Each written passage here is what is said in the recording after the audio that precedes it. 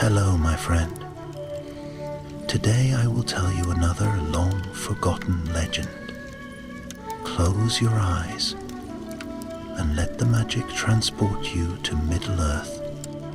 Our journey begins.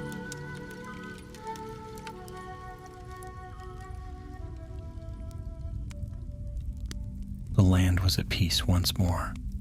The shadow had been thrown down, the One Ring destroyed, and all the free peoples of Middle-earth breathed easier beneath the open sky. Though scars of battle lingered, the sound of swords no longer rang upon the fields, and men once again looked toward building rather than tearing down. Far to the west, the white wizard Gandalf tarried a while before sailing across the sea.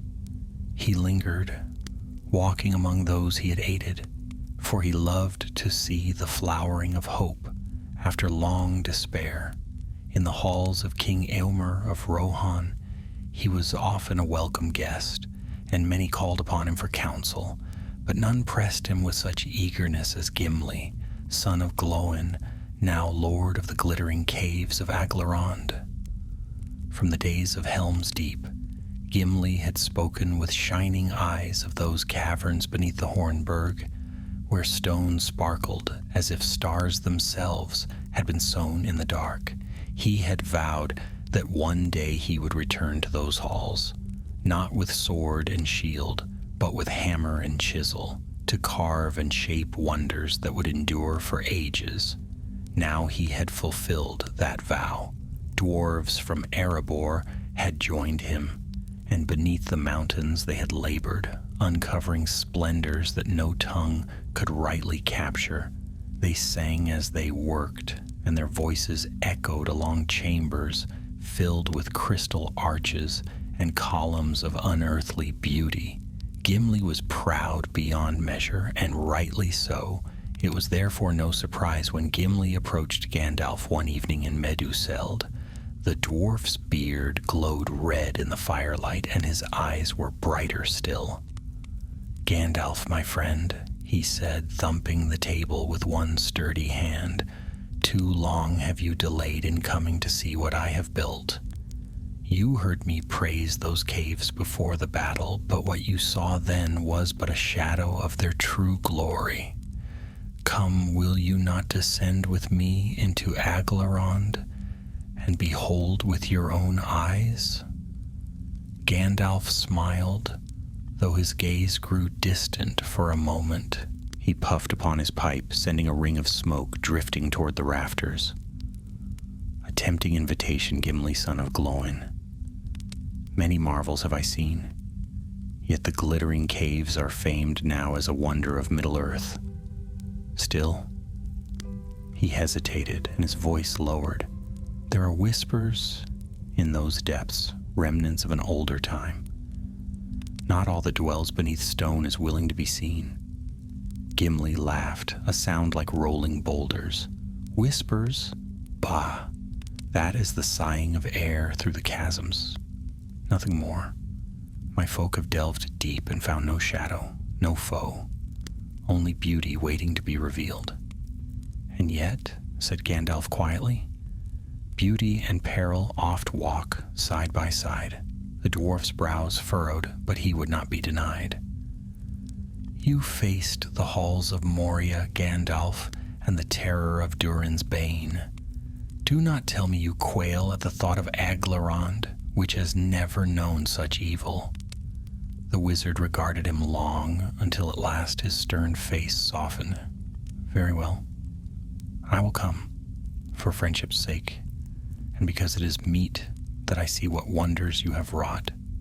But Gimli, remember this: should shadows stir, do not let pride blind your eyes." So it was agreed. On the morrow they set out from Edoras, passing through the rolling green plains of Rohan, where the wind bent the tall grasses like waves upon the sea.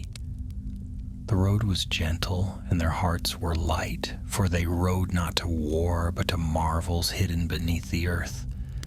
As they drew near to the Hornburg, the great fortress rose before them, carved into the cliffs of Helm's Deep. Gimli's face shone with pride as he guided Gandalf to a hidden way, a passage descending into the dark. At its mouth, torches burned steadily, their flames casting steady light upon the carved doorway. "Here begins the realm of Gimli, Lord of the Glittering Caves," said the dwarf with a sweep of his arm. "Prepare yourself, Gandalf, for words will fail, and even you shall be left in awe." Gandalf stepped forward, staff in hand, yet as he crossed the threshold, a chill brushed him, subtle as the trailing touch of unseen fingers. He glanced back once, his sharp eyes scanning the cliff and sky, as if listening for something far away. Then he followed Gimli down the stone passage, the torches hissing softly as they passed.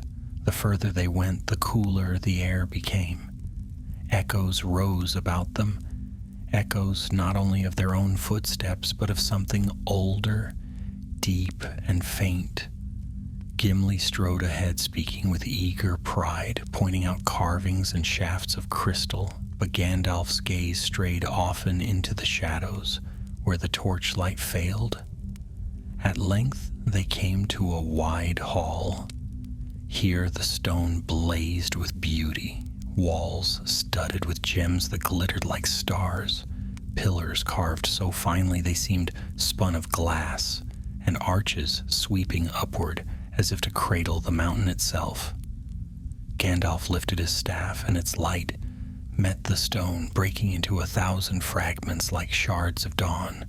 Gimli stood triumphant, his chest swelling. "Behold, the halls of Aglarond, fairer than any king's palace, wrought by nature's hand and now tended by dwarf craft.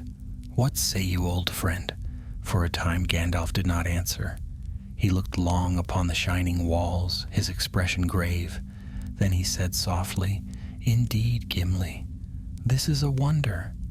Yet I feel it still, a murmur beneath the stone. Something waits here, something that remembers when the world was young." Gimli frowned, but before he could reply, a faint sound rose. A whisper, like breath drawn through hidden cracks. Gandalf turned his head sharply, his eyes narrowing. The journey into the heart of the glittering caves had only begun. The first chamber opened like the heart of a jewel. Light from Gimli's torches danced across walls lined with glittering crystals, and every spark seemed to burst into color. Reds as deep as garnet, blues as soft as the summer sky, and countless silver shimmers that twinkled like stars spread across the cavern ceiling. Gandalf stood still, leaning on his staff, and even his wise old eyes widened at the sight. "Beautiful," he murmured almost to himself. "Beautiful," Gimli bellowed, turning with delight. "That word is too small, Gandalf. Look around you. These halls were waiting here for thousands of years, and not even the elves in their finest songs could have imagined them. And now they belong to the dwarves. My people shall build a city here, a city of stone and crystal that will rival Erebor itself." The dwarf's beard bristled with pride, and his boots clapped on the polished rock as he strode forward. Gandalf followed, but slowly. His hand never left the gnarled wood of his staff, and his eyes lingered too long on the shadows that pooled between the pillars. They passed into a narrower tunnel where water dripped steadily from the ceiling. The sound echoed like the beating of a hollow drum. Gimli pressed on without hesitation, pointing out veins of glittering ore and delicate shapes formed by dripping stone. He spoke of chambers yet unopened, of galleries he planned to carve, of bridges that would hang like spider silk across vast chasms. Gandalf listened, but now and again he raised his head sharply, as though he had heard something hidden beneath Gimli's voice. It was faint, so faint that even the wizard's keen ears strained to catch it. A sigh, perhaps. A murmur like wind running through a narrow crack, though the air in the caves was still. At last Gandalf broke his silence. "Tell me, Gimli, have your folk heard strange sounds in these depths?" Gimli glanced back, puzzled. "Sounds? Aye, there are always sounds. Water drips, stone settles, air moves. These are natural caves, Gandalf. What you hear is nothing more." But Gandalf was not convinced. He bent low, pressing a hand against the wall of the tunnel. The stone was cold, yet it seemed to pulse faintly, as if something stirred deep within. He straightened slowly, his brows drawn together. The passage ended in another cavern, this one vast and dark. Their torches could not reach the far walls. The ceiling soared so high, it vanished into blackness. And there, upon the floor, the dwarves had built their camp. Tents of sturdy canvas lined the cavern edge, for though Gimli dreamed of halls and palaces, the work was only beginning. Dwarves moved about with hammers and chisels, their voices ringing cheerfully. "Master Gimli returns," cried one, a stout dwarf with a lantern swinging from his belt, "and he brings a guest." "A guest indeed," Gimli announced proudly, striding into the camp. "Make welcome Gandalf the White, friend of all free folk, and now guest of Aglarond." The dwarves bowed low, some in awe, others with grins on their faces. Gandalf inclined his head, smiling faintly. Yet his thoughts were elsewhere. For as he stepped into the cavern, that whispering sound returned, clearer now, curling around the edges of the dwarves' laughter like smoke around fire. That night the dwarves feasted in honor of their guest. They roasted meat over small fires and passed flagons of strong ale. They sang songs of Erebor and the Lonely Mountain, voices deep and proud, and the cavern rang with their joy. Gimli sat beside Gandalf, who ate little but smiled at their merriment. Yet even through the songs and the clatter of mugs, Gandalf heard it, a soft hiss, a whisper threaded into the stone. At times it seemed like words, though in no tongue he knew. At other times it was no more than a sigh, heavy with longing. When the feast ended, Gimli turned to Gandalf eagerly. "Tomorrow, I will show you the lower halls, where the crystals grow like forests of glass. And after that, the great chasm, where I mean to build a bridge so daring it will put even Khazad-dûm's stonework to shame." Gandalf looked at him gravely.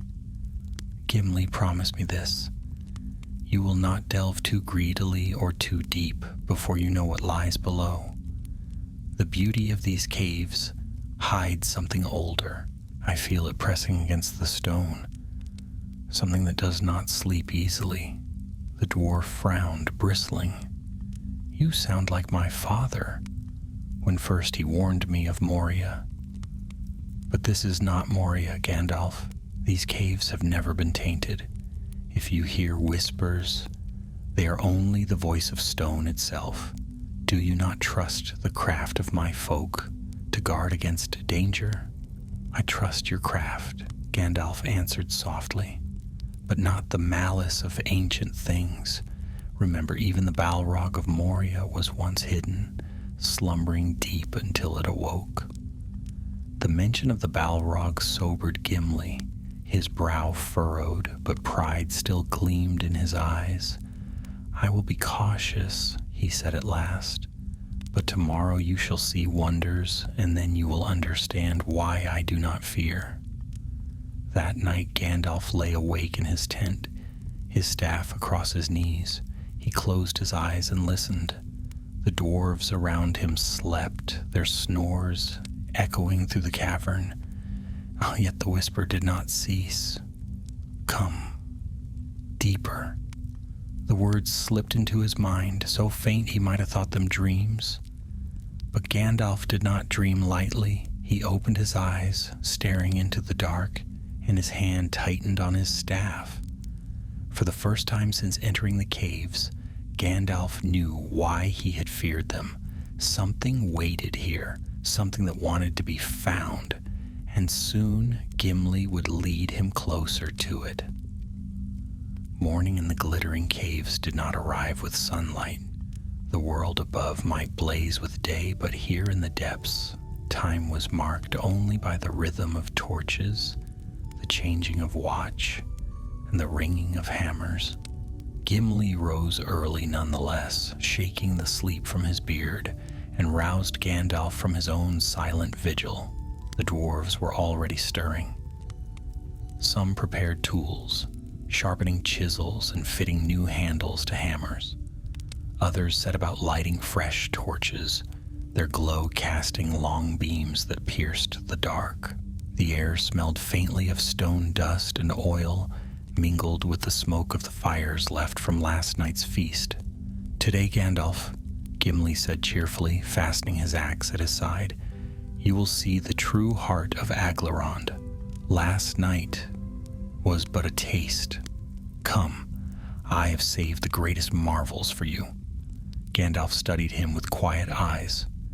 The wizard had not slept at all. Faint lines etched his face, and his hand still rested often on his staff. Yet he only said, "Lead on, my friend. Show me what your people have uncovered." The company set off down a sloping tunnel.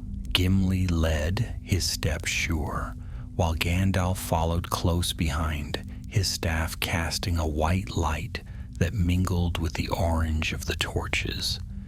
The other dwarves brought up the rear, their voices low but steady like the hum of a forge. The tunnel narrowed, its walls shimmering faintly with veins of crystal. Drops of water clung like beads of glass, and when one fell, the sound rang as clear as a bell. Gimli's excitement grew with every step. "Do you hear that music?" he asked eagerly. "The stone sings, Gandalf, not in mockery, not in malice, but in welcome. Every drip is a note, every echo a harmony. The earth itself is glad that we have come to dwell here." But Gandalf did not reply, for though the water dripped and echoed, he heard beneath it something else, that whisper again, faint but persistent, like a voice trying to speak through the walls. He caught no words this time, only a sound that tugged at his memory, a sound that reminded him of dark places under mountains where the air seemed too heavy to breathe. They came at last to a cavern so vast that Gimli spread his arms wide as though presenting a king's treasure. The chamber stretched farther than torchlight could reveal. Its floor was a forest of stone columns, each shaped like a tree of glass glittering with crystals that sprouted like branches. Some glowed faintly, as if a light burned inside them. Others refracted Gandalf's staff light into cascades of color, scattering rainbows across the walls. The air here was cool and still, filled with a silence so deep that even the dwarves' breaths seemed loud. "By Durin's beard," Gimli whispered, his voice trembling with pride, "here is my kingdom, Gandalf. Here I shall build a hall greater than any since Khazad-dûm. Do you see? The pillars are already wrought by nature more finely than any craftsman could hope to shape. And beyond this lies the great chasm I spoke of. Wait until you see it. You will understand then." Even Gandalf could not deny the beauty before him. His eyes wandered upward to where the crystal pillars seemed to stretch into eternity. Yet he did not smile. He leaned on his staff, frowning deeply. "This place is wondrous indeed," he said slowly, "but it is not silent.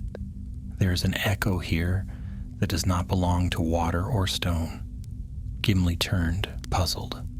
Still you hear these whispers? I tell you, Gandalf, you imagine them. My people have lived here for months, and none have heard what you describe. Before Gandalf could answer, one of the younger dwarves cried out, Master Gimli, look! They all turned. Across the cavern floor, one of the crystal pillars shuddered. A faint tremor passed through the stone, making the crystals ring like tiny bells. Then it was still. The dwarves muttered uneasily. Gimli strode forward, laying a hand on the pillar. It is nothing, he declared after a moment. A shift in the rock, perhaps. The mountain breathes, and the stone answers. There is no danger here. But Gandalf's eyes had narrowed. He touched the pillar lightly with his staff.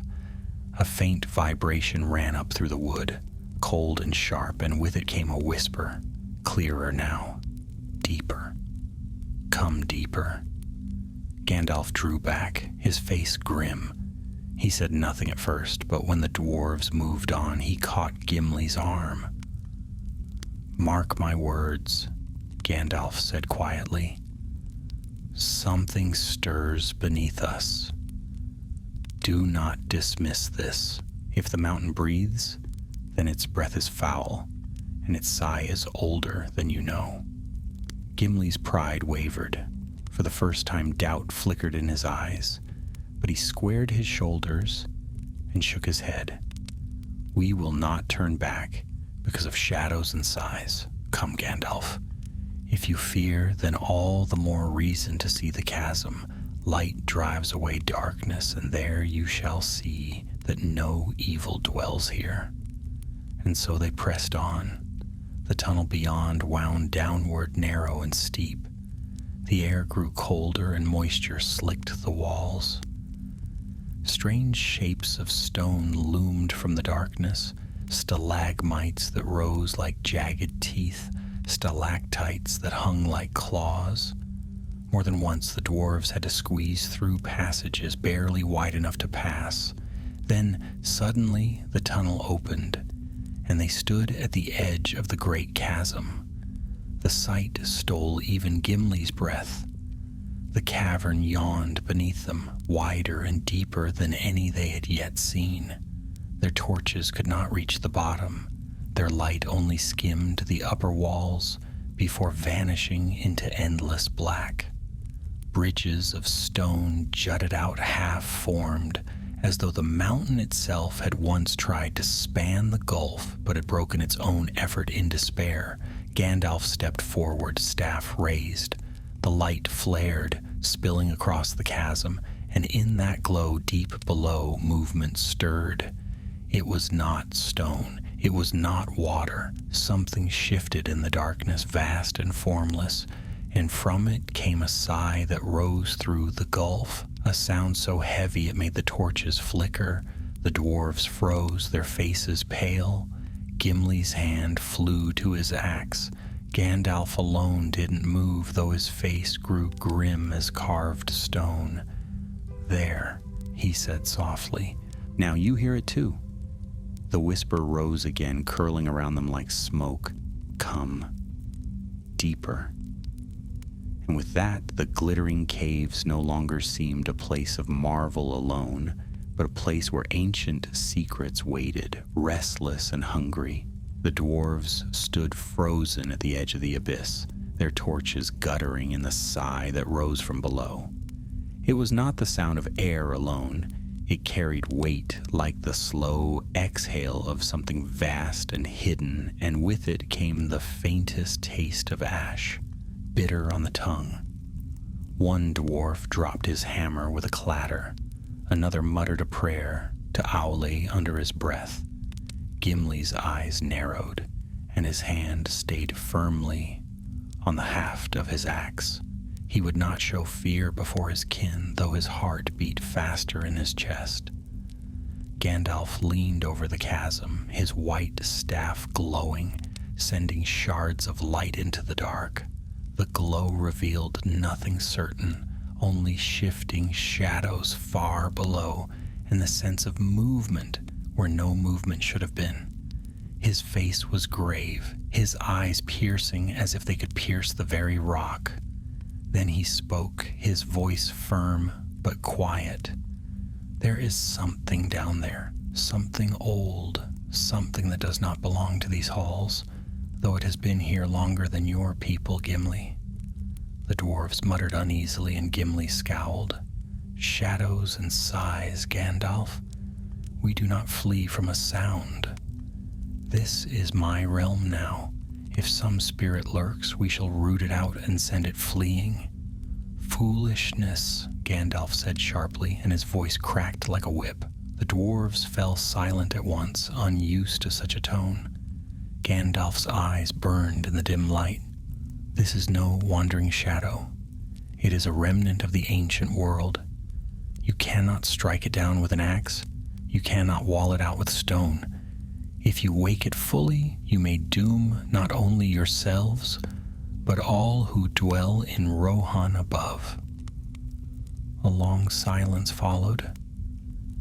Gimli's pride wavered, though he tried to hold his chin high. His people were watching him, waiting for his word.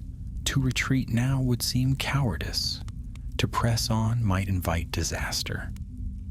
At last Gimli growled, "Then what do you counsel, Gandalf?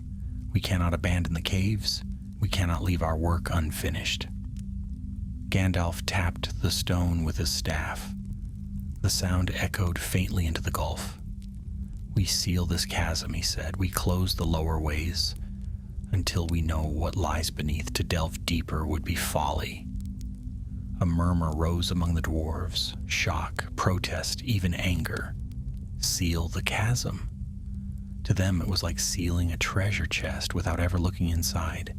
Gimli's face reddened, torn between duty to his people and trust in his friend. Before he could speak, the whisper came again, clearer now, curling through the cavern like smoke. "Come deeper." The sound was not heard with the ears alone. It pressed into their minds, tugging like a hook on the line of a fisherman. Several dwarves staggered, clutching their heads. The torches sputtered, as if the whisper had stolen their flame. "Enough!" Gandalf thundered. He raised his staff, and white light blazed forth, brighter than before. The whisper recoiled, retreating into the black depths. The cavern shuddered, dust falling from the high ceiling. For a moment all was still again, though the dwarves panted as if they had been running a race. Gandalf lowered his staff slowly. His face was stern, though his voice softened when he spoke to Gimli. "Do you see now why I feared this place?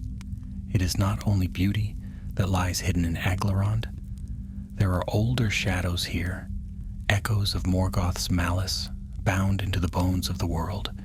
This chasm is a wound, and through it something speaks." The dwarves looked to their lord. Gimli's jaw clenched, his hands tight on the haft of his axe. He wanted to deny it, to call it fancy, to cling to his dream of a city more glorious than any built since Durin's day. But he could not forget the sound that had crawled into his mind. "Very well," he said at last, his voice heavy. "We will not dig deeper. We will seal this place, as you say, until we know more. But Gandalf," his eyes burned with pride, almost with defiance, "these caves are mine. I will not give them up. If a shadow lingers, then we shall guard against it. Aglarond will not fall to fear." Gandalf inclined his head. "So long as you keep watch and heed warnings, it may yet be so. But beware, Gimli, son of Gloin. Shadows such as this do not sleep forever. One day it will rise, and when it does, you must be ready." The dwarves murmured again, uneasily but obediently. Gimli gave the order, and they set about their work, carving stone and preparing to close the lower ways. Yet the air seemed heavier now, and even the bravest among them glanced nervously at the black gulf that yawned beneath. As the dwarves toiled, Gandalf remained near the chasm's edge, his staff planted firmly in the rock. He whispered words too soft for others to hear, words of warding and binding, of light against the dark. Faint lines of white traced themselves along the stone, like cracks filled with starlight, sealing the wound inch by inch.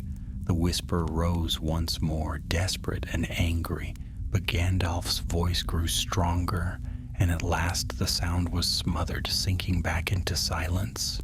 The sealing took long hours, and when it was done, the dwarves were weary and grim.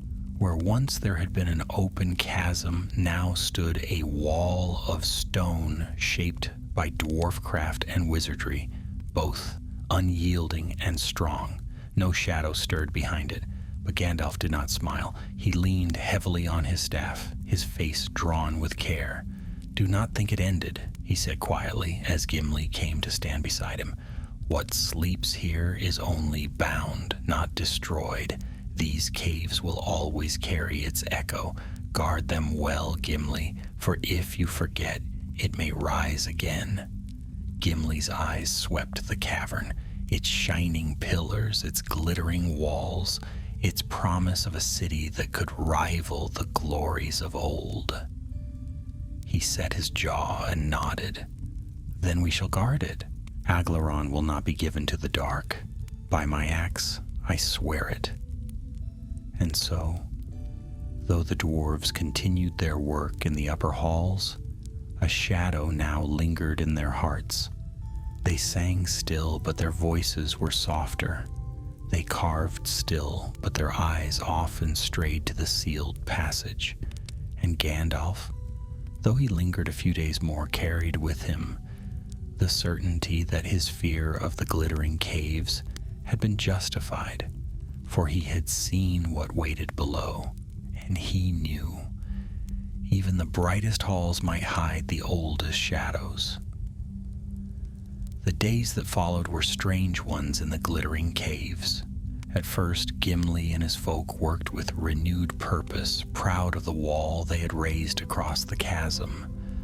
The dwarves spoke of their strength, their craftsmanship, and how stone joined with wizard's magic would hold against any danger. They sang as they built new chambers in the safer upper halls, carving designs of trees and stars into the walls, filling the air with the ring of hammers and chisels. Yet beneath their cheer, unease lingered. The sealed passage lay like a scar in the depths, and many a dwarf glanced at it while passing, as though expecting it to crack open again. Even when no whisper rose from behind the stone, silence pressed heavily on them, too thick for comfort. Gandalf did not leave at once. He remained in the caves, pacing the chambers with a troubled gaze, his staff always in hand. Sometimes he laid his palm against the walls, listening with head bowed. The dwarves watched him uneasily, for it seemed he heard things none of them could. One evening, when torches burned low and the workers had laid down their tools, Gimli found Gandalf alone in the great crystal hall. The wizard stood very still, his light dimmed, his face turned toward the sealed chasm far below. "You still do not trust the stone," Gimli said, stepping beside him. His voice was steady, but his brow was furrowed. "My people are unsettled by your silence. If you know more than you have told me, I ask you to speak plain." Gandalf's eyes glinted in the pale light. "What I hear cannot easily be spoken in plain words, Gimli, son of Gloin. There is an echo in these caves, an echo of something that once served Morgoth himself. It is not whole, no more than smoke is fire, but it longs for form again. It waits and it hungers." Gimli tightened his grip on the haft of his axe. "If it waits, then we will watch. If it hungers, then we will starve it. We are dwarves, Gandalf. We do not turn from shadows." "You are dwarves, yes," Gandalf replied, and stout-hearted. But courage alone cannot bind a spirit born of the first age. Pride has undone even the greatest halls of your people, Gimli. Do not let Aglaron be counted among them. Gimli's jaw clenched, but he gave no answer. Instead, he turned sharply and strode away, though the weight of Gandalf's warning pressed heavily on him. That night, the first sign of trouble came. A young dwarf named Thrain woke screaming from sleep. He clawed at the air as though fending off invisible hands, his cries echoing through the cavern until the others rushed to him. His eyes were wild and his beard was wet with sweat. "They called to me," he gasped, shaking. "From the wall, voices from the stone. They said there is treasure, deeper still, beyond the seal, gems brighter than the stars, veins of mithril richer than Moria itself. They begged me to break it open." The dwarves muttered nervously. Some scoffed, saying Thrain had dreamed too much ale. Others shifted uneasily, remembering the whispers they had themselves heard faintly when the chasm was open. Gimli silenced them with a raised hand, his face stern. "No dwarf shall touch that wall," he declared. "Dream or no dream, the lower halls are forbidden. Forget the voices, Thrain. They lie." But Gandalf, who had come at the sound, laid a hand on Gimli's shoulder. "Dreams such as these are not born from ale alone," he said gravely. "The shadow still presses against the seal. It seeks to bend minds, to turn desire into its weapon. See to it that none stray too close, Gimli, for whispers are patient, and stone can be broken from within as well as without." And so a guard was set upon the sealed chasm.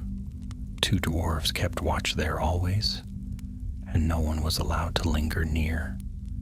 Yet even with the guard, unrest grew. Whispers crept into other dreams. One dwarf swore he saw faint cracks in the wall, though none else could find them. Another claimed to hear the sound of gold coins falling in the dark, a sound so clear he nearly dropped his torch and ran to dig. A third muttered in his sleep of a crown of fire glittering just beyond reach. The dwarves tried to laugh it off, but laughter rang hollow in the caverns now. Their songs grew quieter, their voices uncertain, and all the while Gandalf moved among them like a shadow, grave and watchful, his face lined with care. At last Gimli confronted him again, his patience fraying. "Gandalf, this cannot go on. My people are craftsmen, not children, frightened of bedtime tales, yet now they wake in terror, their courage gnawed away by dreams.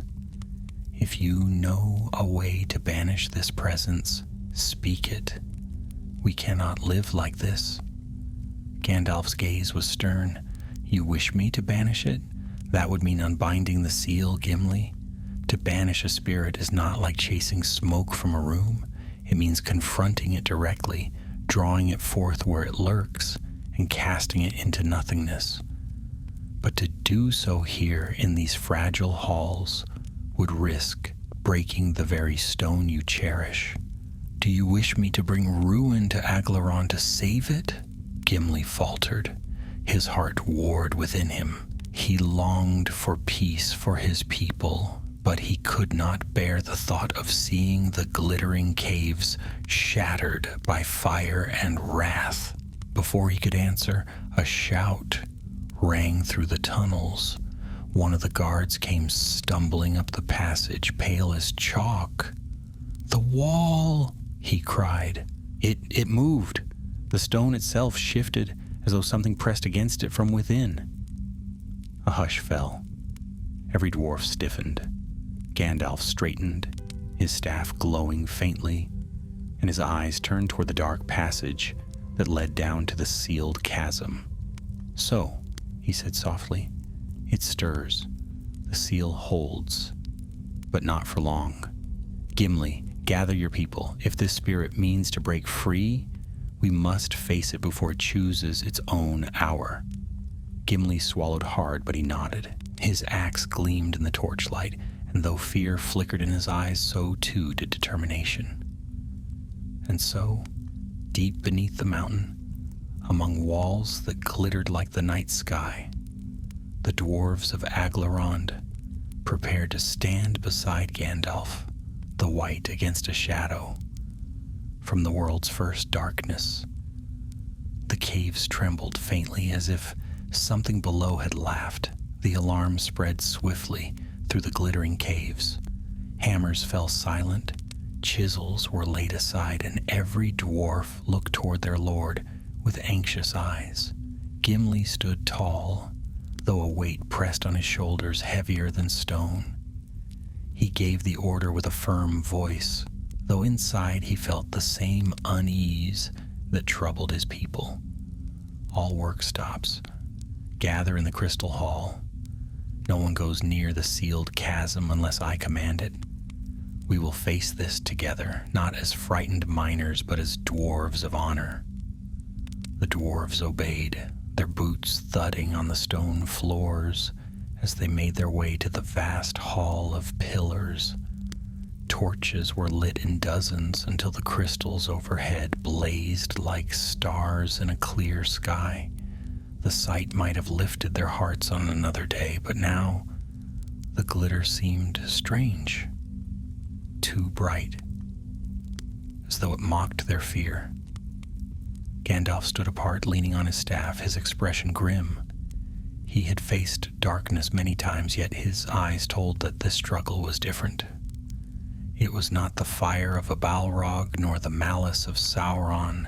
This was older, more formless, like a shadow cast before light itself. When all were gathered, Gandalf spoke. Listen well. What lurks behind that wall is no beast of flesh, no creature of simple malice. It is a fragment, a shard of the hatred Morgoth poured into the very bones of the world. It has no form, but what it steals. It cannot live unless you give it strength. And it seeks to do just that, through your dreams, your greed, your fears. The dwarves shifted uneasily, but none interrupted. If it breaks the seal, Gandalf continued, it will grow stronger with every moment, and once it has a body, it will not be easily destroyed. That cannot be allowed. We must meet it as it presses forward while it is yet half shadow. Only then can it be bound again. A murmur spread. Some dwarves muttered courage, others gripped their axes with white-knuckled hands. One, braver than most, called out, "Then let us strike it down. We are many. What shadow could stand against us all?" Gandalf's voice rose sharply. "You cannot strike it with axes. To swing your blades blindly is to feed it, to give it form. Your courage is needed, yes, but not your weapons. You must resist its whispers, refuse its lures, hold fast against its lies. I will confront it, but your strength must be the wall behind me." Gimli stepped forward, planting his axe head on the stone with a ringing clang. His voice carried strong through the hall. "You heard him. This is no time for panic. We are dwarves, and dwarves do not cower. We will stand beside Gandalf, and not one of us will yield to shadows." A rumble of assent followed, not loud but steady, like stones settling firmly into place. The dwarves drew closer together, their fear pressed into the corners of their hearts. At that moment the ground trembled, dust fell from the ceiling, and a low moan spread through the caverns. It came not from any throat, but from the very rock around them. The sealed wall shook, cracks spider-webbing faintly across its surface. From those cracks seeped a blackness darker than night, curling like smoke. The dwarves gasped. Gandalf lifted his staff, light flaring white and steady. "Hold fast," he commanded. "It comes." The wall bulged outward as if something pushed against it from within. Stone groaned, straining. Then with a sound like thunder cracking, part of the wall split open, and the darkness poured through. It was not a shape at first, only a roiling cloud, black and heavy with threads of red like embers hidden deep within. The air grew cold, though the torches flared higher as if in sudden fear. A sound filled the hall, not a roar, not a cry, but many voices whispering at once, overlapping, pressing into every ear, riches beyond count, gems deeper still, the power of kings, the crown of fire. The dwarves staggered, clutching their heads. Some fell to their knees, eyes wide and glazed. A few took steps towards the shadow, drawn by its promises. "Stand firm." Gandalf's voice rang like a bell, shattering the whispers for a heartbeat. His staff blazed brighter, casting light across the hall. "Look not upon it. Close your ears to its lies," Gimli bellowed, his deep voice rolling like thunder. "Hold fast, lads. By Durin, you will not shame your fathers now. Look to me."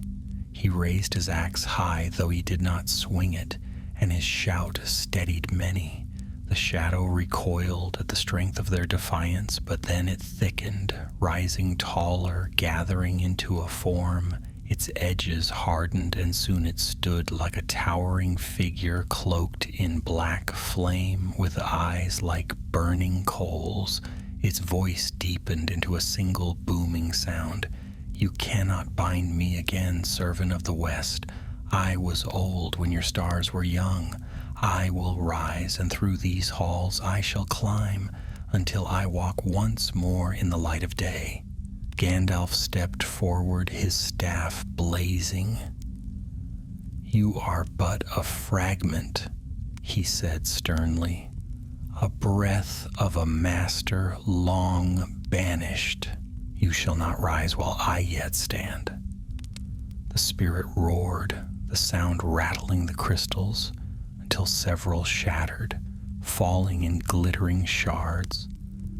The dwarves covered their heads, their courage fraying. Gandalf planted his staff and began to speak in a tongue the dwarves did not know, words of command older than elves or men. The light grew until it filled the hall, driving back the shadow inch by inch. But the spirit fought fiercely, pressing against him, wrapping the air with darkness. The dwarves saw Gandalf waver, his shoulders bent and his face grew strained. It was not a battle of sword against sword, but of will against will, and the shadow was strong indeed. "Gandalf!" Gimli shouted, his voice hoarse. "You are not alone." He turned to his people, roaring, "Stand, do not yield. Think not of gold, nor gems, nor crowns. Think of your fathers, of the honor of our halls.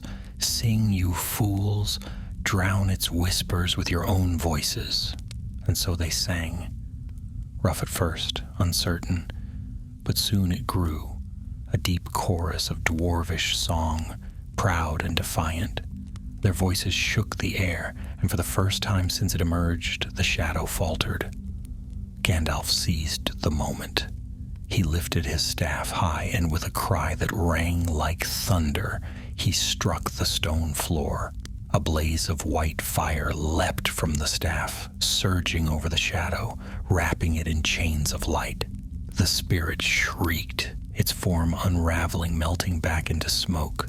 "You cannot hold me forever," it hissed. "I will wait, I will whisper, I will rise again." But Gandalf's voice cut across it, stern and unyielding. "Then wait you shall, and whisper to stone alone. You shall not see the sun nor touch the earth until the world itself is broken." The light flared brighter still. The shadow recoiled, shrieking, until at last it was sucked back into the fissure from which it had come. With a final roar, the wall sealed once more, cracks fusing, the stone glowing faintly with runes of binding. Silence fell, The dwarves stood trembling, their song dying away. Dust hung in the air, glittering in the torchlight. For a long moment no one moved. Then Gimli let out a long breath. "By Durin's beard," he muttered. "That was no dream." Gandalf leaned heavily on his staff, his face pale with weariness, but his eyes still burned, sharp and steady. "No," he said softly, "it was no dream, and now you see why I feared the glittering caves." When the last echo of the spirit's shriek faded, silence fell so deep that the dwarves could hear their own hearts beating. The glittering shards of broken crystals lay scattered across the floor, like fallen stars, crunching beneath their boots as they shifted uneasily. The air smelled faintly of ash, though no fire burned, and the torches flickered as though weary from the struggle. Gandalf stood in the center of the hall, leaning heavily on his staff. His hair clung damply to his brow, and for the first time since Gimli had known him, the wizard looked his age, older than stone, older than the mountains themselves. Yet his eyes still gleamed with stern light, sharp and unwavering. Gimli approached slowly, his axe in hand, though he had never swung it. His voice was hoarse when he spoke. "Is it done? Have we truly bound it?" Gandalf did not answer at once. He lifted his staff and tapped it lightly on the stone floor. Faint white lines glimmered across the cracks of the hall, sealing themselves shut. At last he said, "It is bound, yes, but not destroyed. It cannot be destroyed, not by my hand nor yours. It is a remnant, a shadow of a greater malice, and shadows cannot be slain, only driven back and chained." The dwarves stirred uneasily, muttering among themselves. Some looked relieved, others fearful, and a few eyed the sealed fissure with a hunger they did not care to admit. They remembered the voices that had promised treasures beyond count, and though their reason told them it was a lie, the memory clung like a burr. Gimli saw their glances, and his face hardened. "Enough!" he barked. "Do not look that way again. No treasure lies there, only ruin. Mark me well. Any dwarf who seeks that shadow courts doom not only for himself, but for us all. Swear it now. You will not touch the seal. You will not listen to whispers in the dark." The dwarves swore, one by one, their voices solemn, though not all equally firm. Gandalf watched them, his expression unreadable, but when they were done, he gave a slight nod. "Good," he said, "but oaths alone will not hold you. That spirit will wait. It will seep into your dreams, your thoughts, your pride. It will try again in time. You must keep watch always." One dwarf, younger than the rest, raised his voice hesitantly. "If it cannot be destroyed, then why not abandon the caves altogether? Why dwell in a place where such a shadow lingers?" A murmur rose. Some dwarves nodded, clearly thinking the same, though they had not dared speak. Others scowled at the suggestion, unwilling to leave what they had begun to build. All turned toward Gimli, waiting for his answer.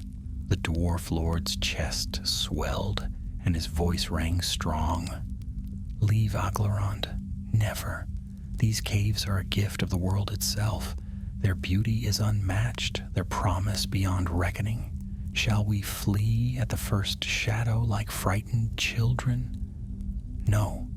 These halls will be filled with the songs of my people, with laughter and with craft.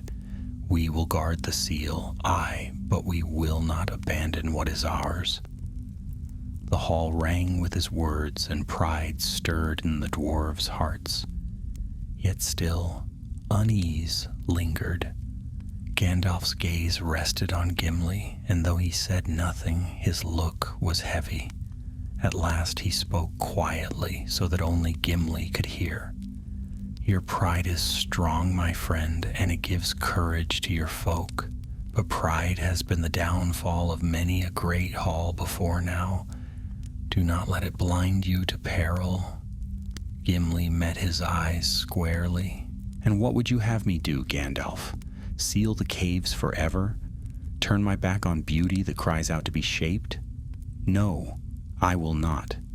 I will guard against the shadow, yes, but I will not let fear rule us. The glittering caves will stand. Gandalf sighed, leaning more heavily on his staff. So be it. But remember what you have seen this day. Remember and be watchful. For if ever your people forget, the shadow will find its chance.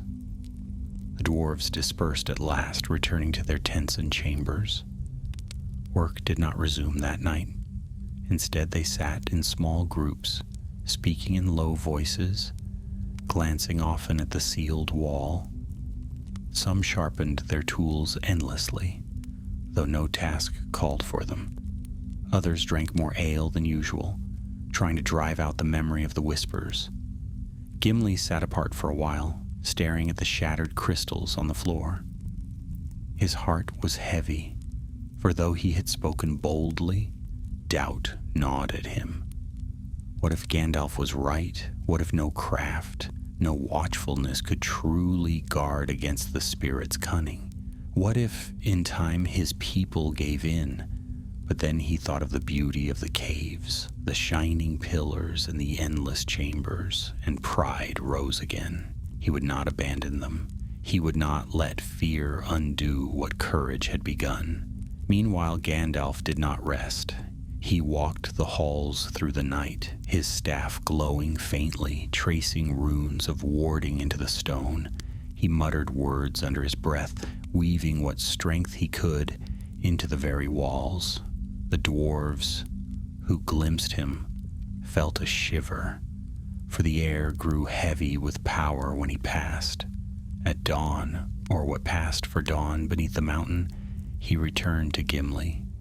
His face was pale, and lines of weariness creased his brow. "I have done what I can," he said. "The wards will hold for now, perhaps for years, but they are not eternal. Time will wear them thin, and the spirit will test them. Be vigilant." Gimli nodded. "We will. And when you sail at last, Gandalf, think not that the glittering caves will fall. We are not so easily undone." Gandalf smiled faintly, though it was a sad smile. "I hope you are right, my friend. I hope you are right." The days passed. Work resumed, though never again with the same carefree joy. Songs still rose, but always with a note of defiance, as if sung to drown out whispers rather than celebrate beauty. The seal remained closed, and no further cracks appeared.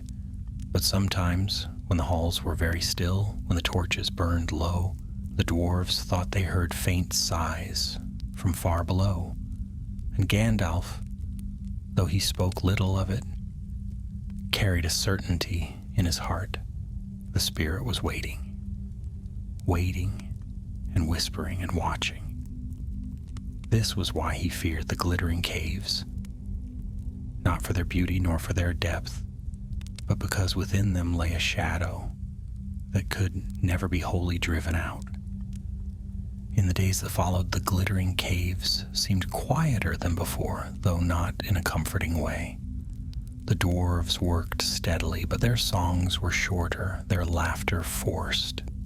It was as if the shadow had left a taste in the air, one that no hammer strike or cheerful voice could quite banish. Gimli tried to lift their spirits. He walked the halls often, speaking to his people, praising their craft, reminding them that the caves belonged to them now and that no whisper could change that. He spoke boldly of future chambers, of mighty gates and shining halls, of a city that would one day rival even Khazad-dûm. His words brought courage, but still, unease lingered like smoke after fire. The younger dwarves struggled most. They had been raised on tales of treasure and glory, and the memory of the whispers gnawed at them. Some dreamed of gold spilling from the sealed wall. Others swore they heard the faint ring of hammers from within, as though a hidden host labored just out of sight. Gimli punished none for such words, but he forbade them to linger near the chasm, and guards were doubled. Gandalf watched all of this in silence. He rarely spoke now, though he walked often through the caverns, his staff glowing faintly as he traced protective runes. The dwarves gave him wide berth, whispering that the old wizard seemed to hear voices no one else could. One night, while Gimli sat sharpening his axe in his tent, Gandalf entered. The wizard's face was pale, his eyes shadowed with weariness, but his voice was firm. "It is not finished," Gandalf said without preamble. Gimli looked up, frowning. "The seal holds. No whispers have troubled us since that day." "The whispers have changed," Gandalf replied. "They no longer claw at the wall. Instead, they slip into hearts, soft as breath. I have heard them wandering the halls when others sleep. They are patient, Gimli, patient and cunning." The dwarf's frown deepened. "If they trouble no one but you, perhaps they are Phaeton." Gandalf shook his head. "No, they are seeking another way. Stone resists them, but hearts do not. Already I see unrest in your folk. Doubt, greed, fear. The shadow will use these cracks to pry open a door no stone can seal." Gimli's hand tightened on his axe. "Then what do we do?" "You must be vigilant," Gandalf said gravely. "More than vigilant, you must be wise. Teach your people to resist, to master themselves. If even one yields, the spirit will find a way to step into the world again." Gimli swallowed hard. He was a warrior, a craftsman, a leader of dwarves. But to battle whispers, to guard not against blades but against dreams, this was a foe unlike any he had faced. Still, he squared his shoulders. "We will not yield, not one of us. I will see to it." For a time it seemed his words were true. The dwarves kept to their work, and no voice was raised in open defiance. But then, on a cold night when the torches burned low, the first true test came. A dwarf named Bofri, strong of arm and stubborn of will, was found at the sealed chasm. His hands bled from clawing at the stone, his eyes wide and wild. He raved of treasures waiting just beyond, of halls more glorious than any they had yet seen.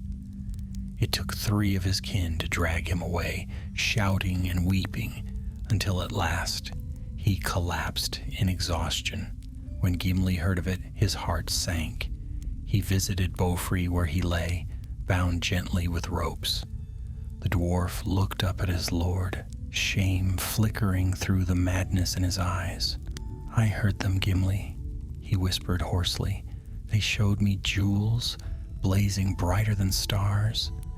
They said the seal is but a door, and behind it waits wealth enough to raise a kingdom greater than Erebor. I had to reach it. I had to." Gimli knelt beside him, gripping his hand. "There is no treasure there, Bofri. Only lies. You know this." But Bofri only shook his head weakly. "I still hear them even now." Gimli left him in sorrow, and when he found Gandalf, his voice was heavy with dread. "You were right. The whispers work from within now. What am I to do, Gandalf? Must I banish my own kin from the halls they helped build?" Gandalf's eyes were grave. "No. Do not cast them out. That would only leave them alone with the whispers. Keep them close. Strength is found in company, in song, in shared labor. Alone, they are easy prey.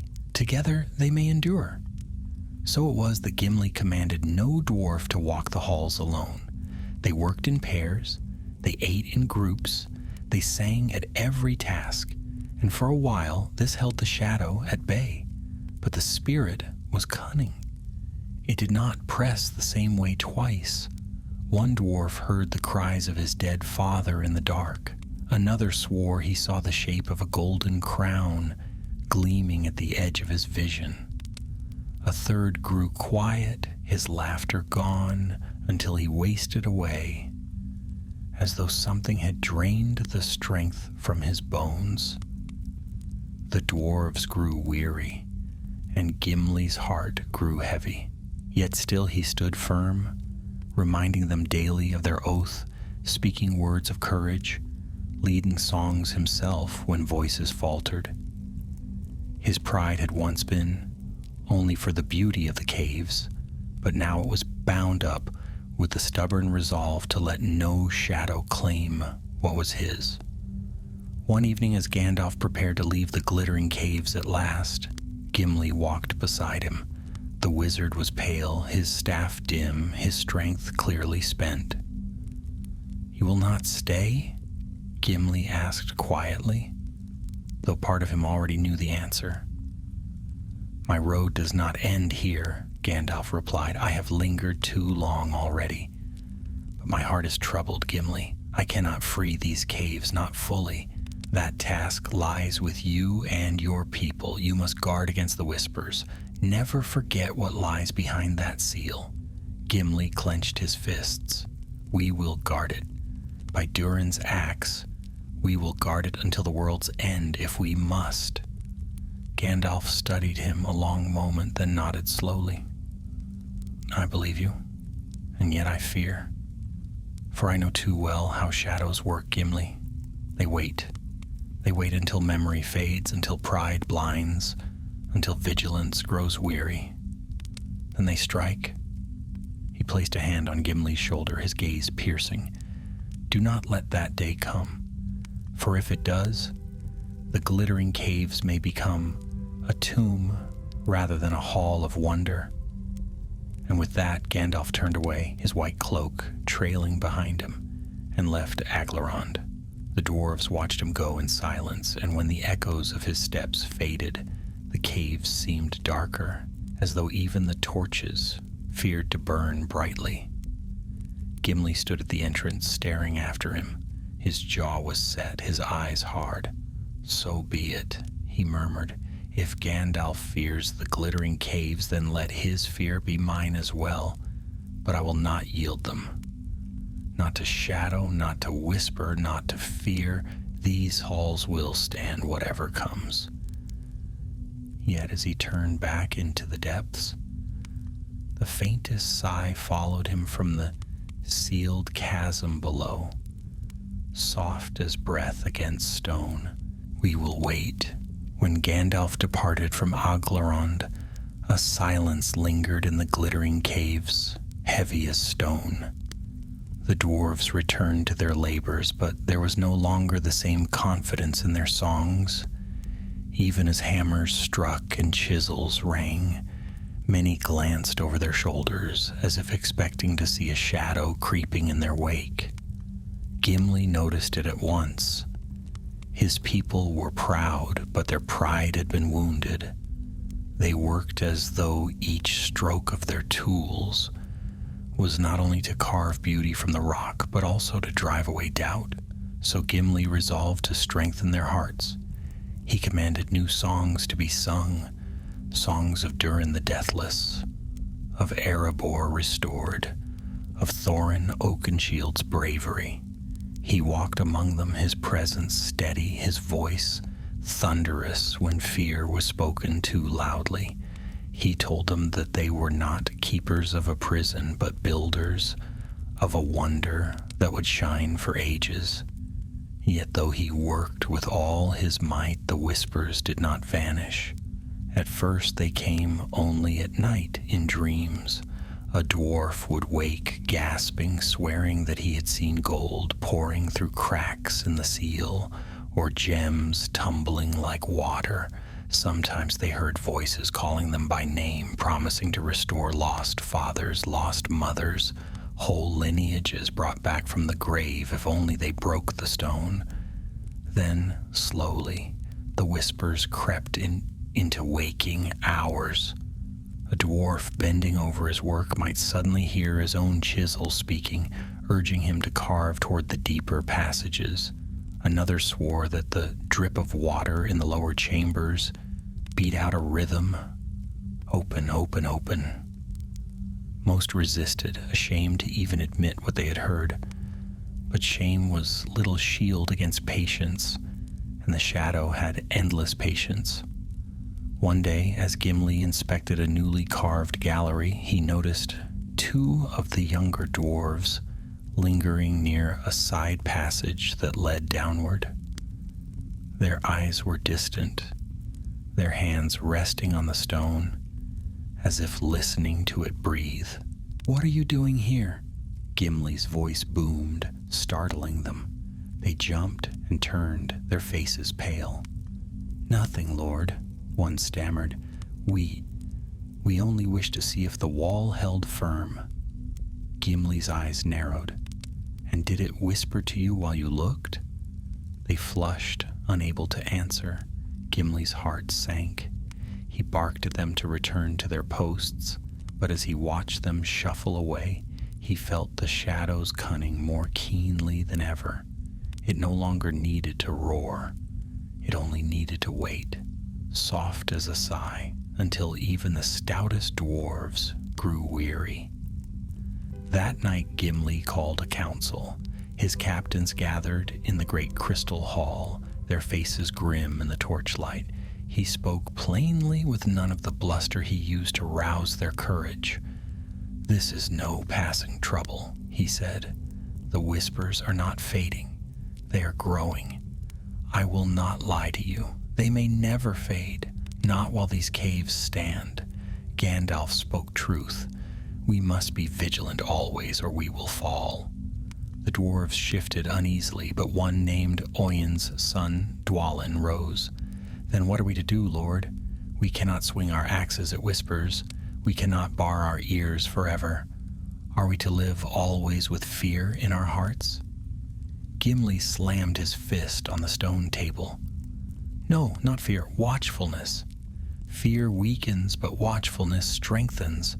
Let us guard not only the seal, but one another. Let no dwarf walk alone in these halls. Let no dwarf dwell long in silence. We will sing, we will feast, we will remind ourselves daily of who we are. If the whispers seek cracks, we will leave them none." There was a murmur of agreement, though it was not loud. Still it was enough. The dwarves swore anew their oaths of vigilance, and for a time it steadied them. But the spirit beneath the stone was cunning. When it found no easy prey among the weak or the young, it turned its attention to Gimli himself. It began in dreams. He would see the glittering caves not as they were, but as they might be. Halls carved higher than the clouds, bridges spanning chasms that glowed with fire, thrones set with gems that shone brighter than the stars. In those dreams, his people were countless, his city the envy of all Middle-earth, and always behind the vision came the whisper, "Only one wall stands in your way, break it, and your glory will be eternal." Gimli woke sweating, his beard damp, his hands clenched around the haft of his axe. He told no one, not even his captains, for shame burned in him. He, Gimli, son of Glóin, friend of the Fellowship, tempted by whispers, he would not admit it, yet the dreams returned again and again, and in waking hours he found his eyes straying toward the sealed passage, his mind imagining what lay beyond. His heart thundered when he caught himself, and he forced the thoughts away, but they always crept back, sly and persistent. One evening after a long day of work, Gimli wandered into the crystal hall alone. The torches were dim, most of his folk already sleeping. He stood before the sealed wall, his breath echoing in the silence. The faintest voice brushed his ear. "Why do you fear me, Gimli? I can give you what you desire, glory for your people, beauty unchallenged, your name sung until the end of days.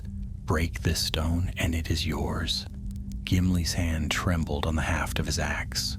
For one heartbeat he imagined it, striking the wall, watching it crumble, beholding wonders no dwarf had ever seen. Then he roared aloud, the sound booming through the hall, and struck the floor with his axe. "No!" he bellowed. "You shall not have me, nor my people. These halls are ours, and you will rot in the dark forever." The torches flared, as though his defiance gave them strength. The whisper faded, hissing like a snuffed flame. But Gimli stood shaking, sweat running down his face. He knew how close he had come. He knew that if he faltered even once, the spirit would seize its chance. From that night forward, he never walked the halls alone. He kept his people always in company, and he sang louder than any of them, as if daring the whispers to drown him. Yet deep in his heart, he understood Gandalf's fear. The spirit could wait longer than any dwarf could live. And though Gimli swore to guard the caves, he knew the day might come when others, less steadfast, would listen. That was why Gandalf had feared the glittering caves, not because of their beauty, but because of the shadow that beauty concealed. And though Gimli defied it, the whisper still lingered, patient and hungry. "We will wait." The days turned into weeks, and though the dwarves worked and sang, the shadow beneath the mountain did not rest. It pressed faintly against the seal, not with the force of the first assault, but with patience, seeping into dreams, stirring doubts, searching for weakness. At first the dwarves resisted well. They had sworn their oaths, they stood in pairs, and their songs rang often through the chambers. But weariness is a cunning enemy, and whispers are patient. Slowly the cracks began to show. One night the guard at the sealed wall, two stout dwarves named Nali and Fror, fell into argument. It began over nothing. A jest turned sharp, but soon their voices rose to anger. When others rushed to part them, both swore they had heard the other speaking with a voice not his own, promising the shadow a way through. They nearly came to blows before Gimli himself dragged them apart. Another time, the food stores were found ruined, barrels split, bread spoiled, meat crawling with mold, though it had been fresh days before. The dwarves muttered of sabotage, accusing one another in heated tones. Yet none could prove guilt, and fear spread that the shadow had found ways to twist even their supplies. Worst of all were the dreams. More dwarves began waking with cries, some clutching at their chests, others weeping openly. They swore they had seen their ancestors calling them, begging them to open the seal and claim the glory denied to their people. Hardened warriors, proud craftsmen, none were spared. Through it all, Gimli stood firm. He bellowed at quarrels. He sang louder than the rest. He reminded them daily of their oaths. His axe was never far from his hand, and his presence alone steadied many hearts. But in the quiet moments when none were looking, his shoulders sagged. He felt the weight of every whisper, every doubt. And then came the night when the shadow struck with cunning rather than force. It began with a tremor in the earth, faint but unmistakable. The dwarves rushed to the crystal hall, torches blazing. There, to their horror, they found the sealed wall, glowing faintly red as though fire burned behind it. The runes Gandalf had set upon the stone flickered like embers, some flaring, others fading. "The seal weakens," cried one dwarf, his voice high with fear. "No," Gimli barked, "it holds yet. Do not falter. Bring more torches. Light the hall until no shadow can creep within." They obeyed. setting flames around the chamber until the crystals blazed with reflected firelight.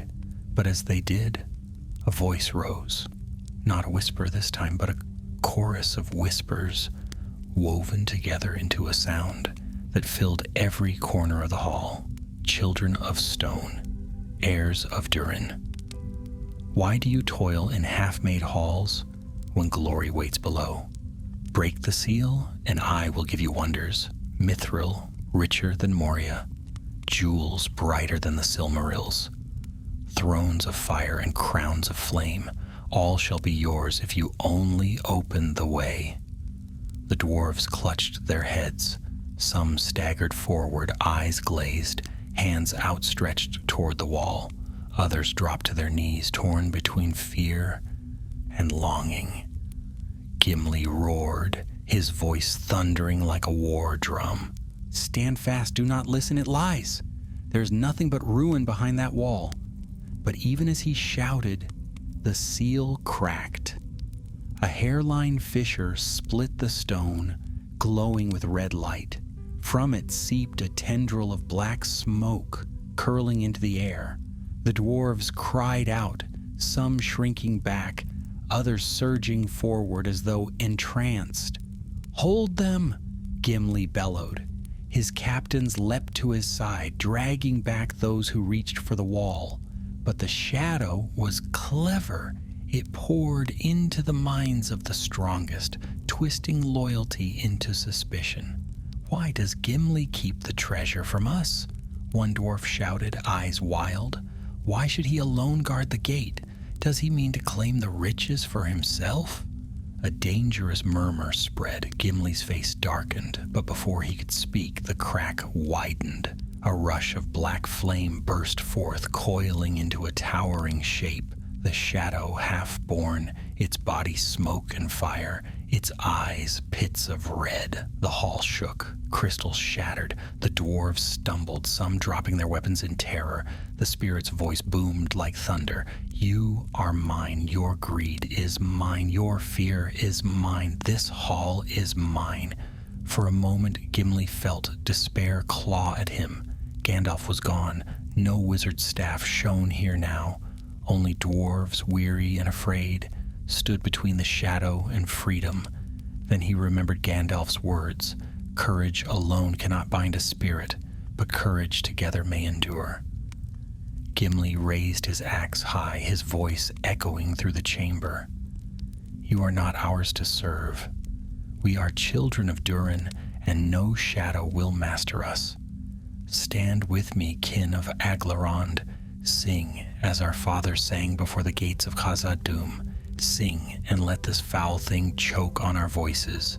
His captains joined him first, their deep voices trembling but strong.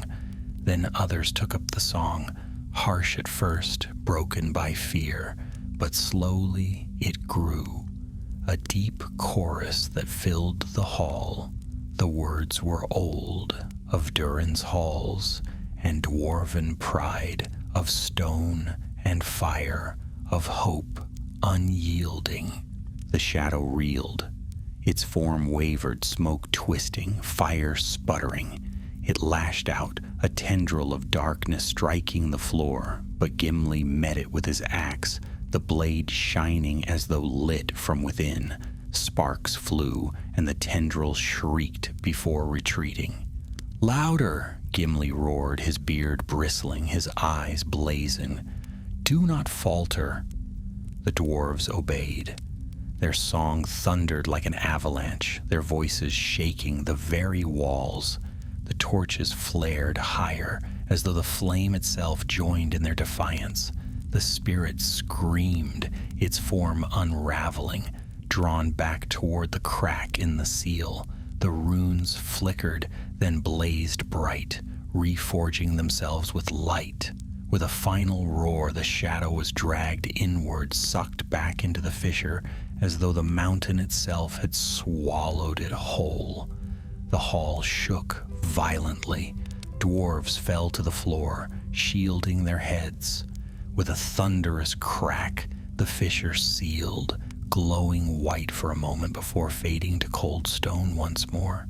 Silence fell, broken only by the heavy breathing of exhausted dwarves.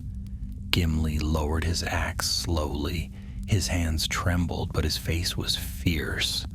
He turned to his people, who stared at him with wide eyes, some in awe, others in fear. "It will never end," he said grimly. "This shadow will wait as long as the mountain itself. But hear me now, it will never have us. Not while I draw breath. Not while any of us stand. These are our halls, and no darkness will take them." The dwarves raised their axes then, striking them against the stone in a thunder of defiance. For a moment, the glittering caves rang, not with whispers, but with the pride of a people unbroken. Yet in the deep silence that followed, Gimli thought he heard, faint as a sigh, "We will wait." The hall lay quiet after the shadows' retreat, as though the caves themselves were weary. The torches burned low, and the air was thick with dust. The dwarves sat or lay where they had fallen, some nursing bruises, others still trembling with fear. A few clutched one another wide-eyed, as though afraid that if they let go, the darkness would steal them away. Gimli stood at the center, axe in hand, his chest rising and falling heavily. His beard was damp with sweat, his eyes rimmed with exhaustion. Yet he did not falter. He turned slowly, looking upon his people one by one. "You see now," he said at last, his voice hoarse but strong, "why Gandalf feared these halls, not for their beauty, nor for their strength, but for the shadow that lingers beneath. It cannot be destroyed. It cannot be driven out. It waits, always it waits, and it will test us again." No dwarf spoke. The silence pressed heavily, filled with the memory of whispers that still clung faintly to the stone. "But hear me also," Gimli continued, his voice rising. "It does not own us. It will not own us. We have sung against it, and it has retreated. We have stood together, and it has failed. So long as we remember this, it will never triumph, not while we remain true to one another." His captains struck their axes against the floor in assent, and slowly the others followed. The clang of steel on stone grew until the hall rang like a drumbeat, a rhythm of defiance. For a moment, the dwarves forgot their fear, and their pride blazed anew. That night, Gimli commanded no work. Instead, he called for a feast. The dwarves gathered in the upper halls, far from the sealed passage, and there they roasted meat, poured ale, and raised their voices in song. Their music was rough, their laughter strained at first, but as the ale flowed and the songs grew, their courage returned, little by little. Yet even in the midst of the feast, Gimli sat apart for a time, staring into the fire. His thoughts turned to Gandalf, to the warning the wizard had spoken. Shadows wait until memory fades. He knew it was true. He'd felt the pull himself, the whisper that had almost turned his hand against the seal.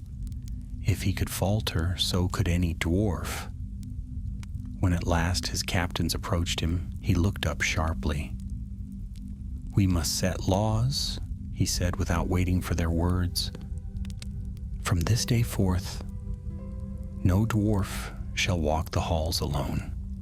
No dwarf shall approach the sealed wall without 2 witnesses at his side, and no dwarf shall speak of treasures beyond it, save to remind others that they are lies." The captains nodded, grave and silent. They knew these rules would bind them tightly, perhaps uncomfortably, but they also knew they were needed. So it was that the glittering caves became a place of beauty, watched over by constant vigilance. Work continued, and the halls grew fairer with every passing month. Columns carved into likenesses of trees, arches shaped like flowing rivers, walls studded with gems that gleamed like the night sky.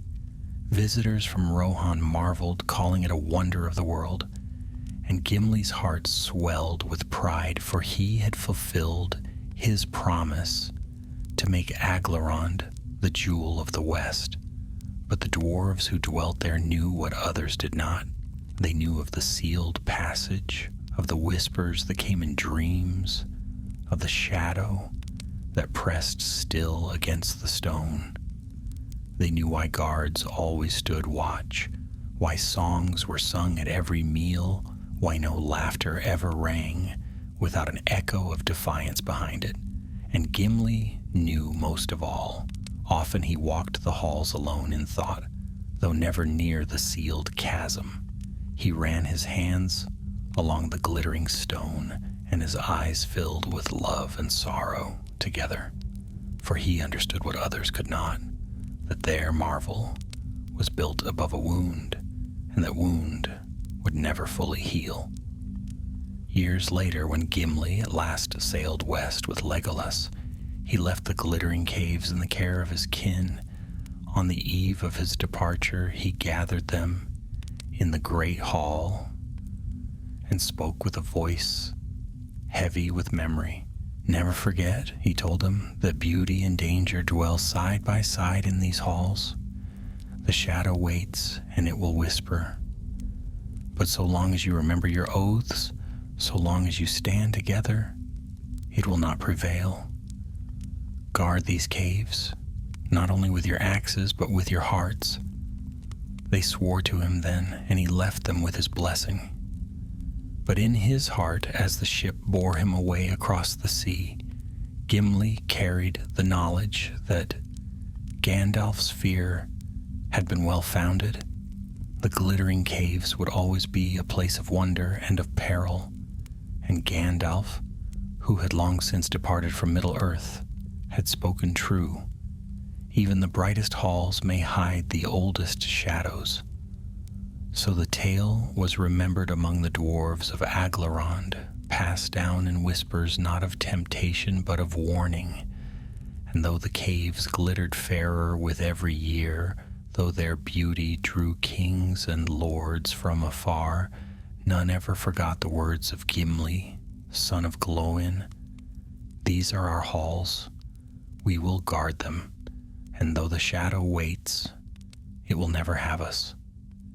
Yet still, when the halls were silent and the torches burned low, a faint sigh could sometimes be heard from deep beneath the stone, soft as breath, patient as time. "We will wait,"